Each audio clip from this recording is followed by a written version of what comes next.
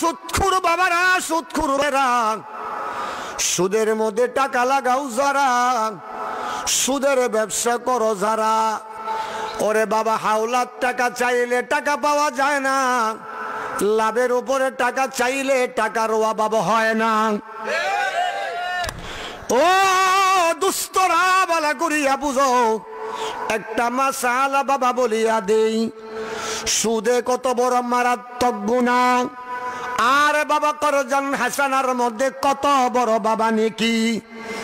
আমার নবী বলে, যদি কোনো মানুষকে 1000 টাকা বাবা আপনি হাওলাত দেন, কর্জ দেন, কর্জ দেন, ধার দেন, কেউ বলে হাওলাত, কেউ বলে কর্জ, কেউ বলে বাবা ধার, তিনটায় মিলে হলো একটি, যেইটা বুঝেন বাবা সেইটি। যদি বাবা 1000 টাকা কাউকে আপনি ধার দেন,